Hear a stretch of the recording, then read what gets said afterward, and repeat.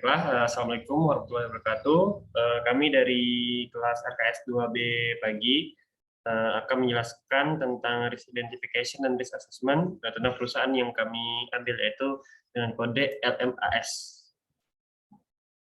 Oke, dengan anggota kelompok pertama saya sendiri Gunawan. Saya Teguh Rizky-Triando. Saya Fisher Pramudita. Baiklah, untuk materi pertama akan dijelaskan oleh Mas Hafiz. Sekilas perusahaan. Nama perusahaan PT Limas Indonesia Makmur atau Tbk.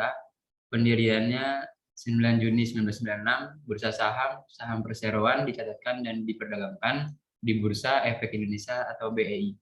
Dengan kode saham LMAS, alamat kantor perseroan, Plaza Asia lantai 22, Jalan Jenderal Sudirman 59, Jakarta 12190. Lalu ini yang mau kita bahas dalam materi ini, bidang usaha. Yang pertama ada bidang usaha, visi misi, nilai-nilai, kategori sistem komponen, identifikasi komponen, non-employees, aset informasi penting dan impact, identifikasi ancaman dan prioritas. Yang pertama bidang usaha, ruang lingkup kegiatan usaha perseroan meliputi jasa layanan informasi, bisnis dan keuangan seketika, serta jasa konsultasi, manajemen dan teknologi informasi, perdagangan, perangkat keras dan lunak.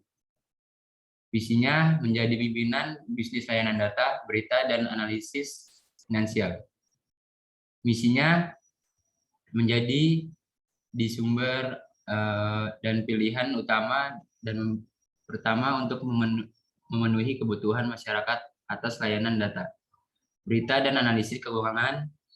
Pemenuhan kebutuhan yang tersebut didorong dan dilandasi oleh penguasaan teknologi oleh seluruh jajaran Limas. Nilai-nilainya mendahulukan kebutuhan dan kepentingan pelanggan, kerjasama tim, komunikasi intensif dan efektif.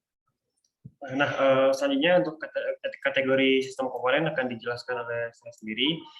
Di sini untuk komponen people ada terbagi dua, yaitu employees dan non-employees.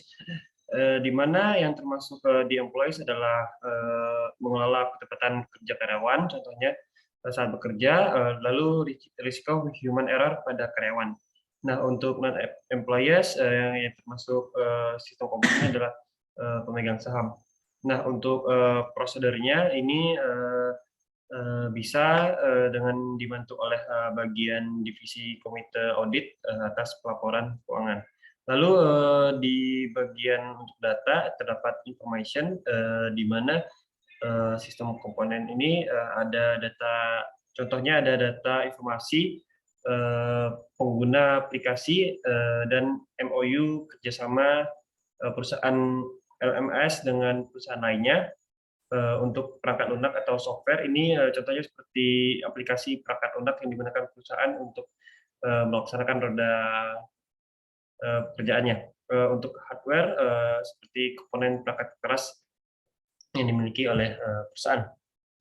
Nah, untuk identifikasi komponennya pada karyawan ada dua jenis tadi.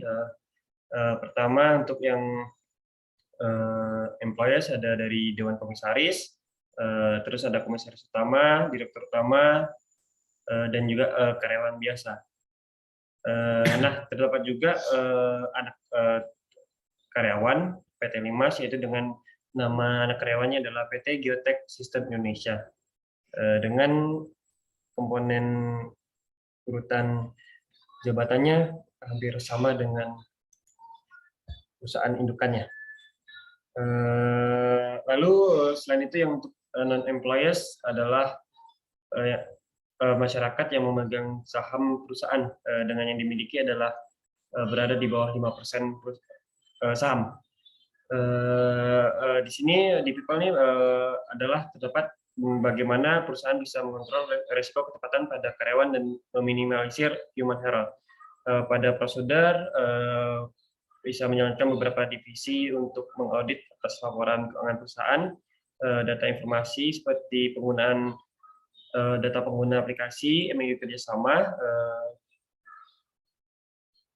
bisa dari data penggunaan aplikasi, grafik saham, hingga perjanjian MOU yang telah dijelaskan pada tabel sebelumnya. Untuk software, ini ada beberapa aset seperti software GNG software, juga jenis aplikasi stopwatch yang berjenis stopwatch application, trading solution, e-bursa, Limas Fit, Limas mobil, Limas for Android, dan Limas for mobile. Untuk hardware seperti perangkat komputer, tablet, dan perangkat penyiaran lainnya. Di sini terdapat ada beberapa informasi penting seperti aplikasi yang digunakan sebagai sumber pendapatan atau roda kegiatan perusahaan seperti stopwatch. Lalu untuk aplikasi tersebut bisa untuk memantau saham bagi para klien. Juga aset informasi yang penting adalah database yang dimiliki oleh perusahaan. Selanjutnya ini contoh aset lancar dan tidak lancar yang dimiliki perusahaan pada perbandingan 2020 dan 2019. Selanjutnya akan dijelaskan oleh Iki. Baik, saya di sini akan menjelaskan tentang identifikasi ancaman dan prioritas ancaman yang dapat terjadi pada perusahaan ini. Terdapat hingga 4 risiko yang dimiliki. Yang pertama, risiko persaingan usaha. Risiko atau ancaman yang timbul akibat berkurangnya kualitas pelayanan kepada pelanggan. Risiko pelaksanaan operasi. Yang kedua, menyangkut kegiatan operasi sehari-hari, mulai dari kegagalan sistem dan peralatan virus komputer, dan sebagainya. 3. Risiko nilai tukar valuta asing. Sebagian besar perangkat keras lunak dibeli oleh anak perusahaan pemasok sumber dari luar negeri menggunakan nilai mata uang asing. Jadi terutama dolar Amerika pada prioritas risiko ini diatasi dengan mencari sumber pemasok dari valuta yang tidak sedang naik, namun kualitas peralatan yang tidak menurun. Nah, di sini kita tiba di risk assessment. Nah, ini contohnya kerentanan penilaian. Rate-nya kesalahan pada manusia atau human error. Possible vulnerability-nya para pekerja atau operatornya bisa salah atau lalai saat pekerjaannya. Kegagalan sistem perangkat yang terkena virus. Jadi kalau terkena virus, possible vulnerability-nya kabel perangkat sistem tidak bekerja. Gagalnya sistem operasi bekerja. Adanya serangan dari virus yang tidak diketahui. Yang ketiga, peretasan aplikasi database. Dan apabila peretasan aplikasi database, ada serangan penetration testing dan dari penyerangan terhadap aplikasi perusahaan yang database yang perusahaan dimiliki. Kalahnya dalam persaingan usaha. Apabila kita kalah dalam persaingan, adanya pelayanan yang tidak dilakukan dengan baik, kita akan kalahnya dalam persaingan usaha. Pelaksanaan operasional perusahaan. Adanya ketidaksesuaian prosedur yang dimiliki oleh perusahaan dengan yang dijalankan oleh karyawan. Perubahan harga valuta asing yang seperti kita bahas tadi, turunnya harga saham, operasional perusahaan tidak stabil hingga menyebabkan harga saham dari perusahaan menurun. Tiba kita dikontrol oleh program teknologi, padahal ini mengurangi risiko-risiko yang ada, bisa membuat aturan atau prosedur dalam pelaksanaan pekerjaan seperti aturan pembuatan laporan, prosedur dalam pengecekan peralatan dan komputer. Nah, ini contoh data risiko. Kesalahan pada manusia atau human error, para pekerja atau pengaturan bisa salah satunya salah atau lalai mengerjakan pekerjaannya. Kegagalan sistem perangkat terkena virus seperti yang tadi, peretasan aplikasi dan database yang tadi kita bahas juga. Kalah dalam persaingan usaha, pelayanan yang tidak baik membuat kita kalah dalam persaingan usaha. Pelaksanaan operasional perusahaan yang dibahas tadi, perubahan harga valuta asing, adanya kenaikan harga dari mata uang yang kita pakai, turunnya harga saham, perusahaan tidak stabil. Ya, sekian dari penjelasan saya kembalikan ke Gunawan.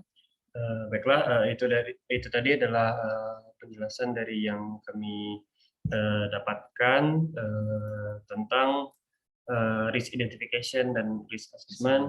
Jika ada kurang atau salah kata, kami mohon maaf. Terima kasih. Kami akhiri dengan Assalamualaikum warahmatullahi wabarakatuh. Jaya. Jaya, jaya, jaya.